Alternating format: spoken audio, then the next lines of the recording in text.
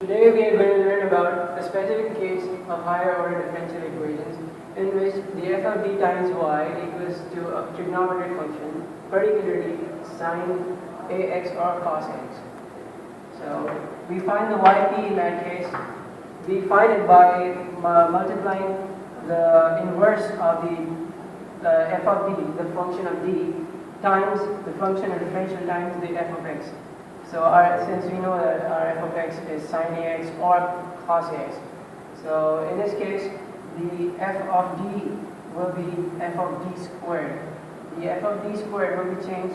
We do not get confused with the f of d. We will learn in our examples that we do not replace the d and only the d squared. So we change the d squared to the minus times of a squared.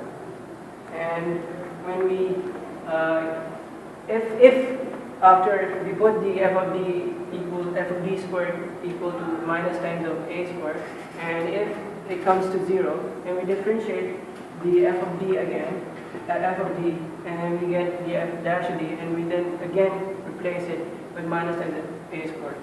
And again, if we again get the f dash of minus times of a squared equals to 0, we again differentiate it. So it goes on until we get the denominator not equal to 0. We have a function of d, that is the differential function d squared by d squared x times plus 4 times y equals to cos 2x. Now we let the d squared by dx squared equals to d squared for simplicity. Now when we change it, the function is shown, the function becomes d squared plus 4 times y cos 2x.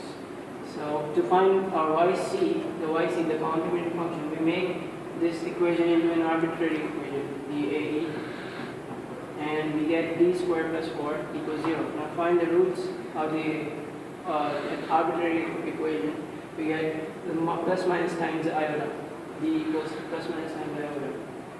So our yc is cos 2x over here, and now we find our yp. Our yp is equals to 1 upon f of d times f of x.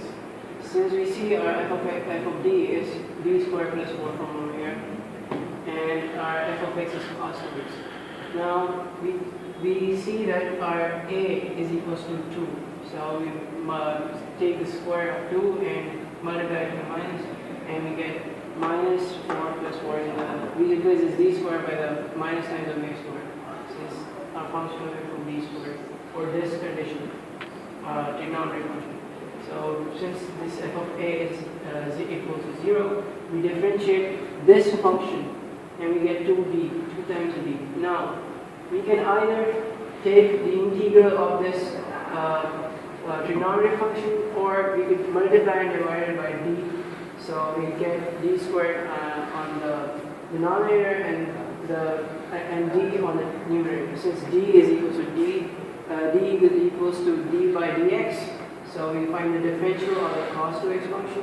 We get minus times the sine 2x multiplied by 2 from the chain rule, and we get 2 times the d squared. So our 2 gets cancelled from over here, and we get and we replace this d squared by the minus times of a squared, so we have minus 4 over here, and our minus times gets cancelled over here, so we get a yp of x over 4 times the sine 2x. So our y will be equal to, and our y will be equal to yc plus yp, which is the yc is c1 times cos 2x plus c2 times sine 2x plus x over 4 times sine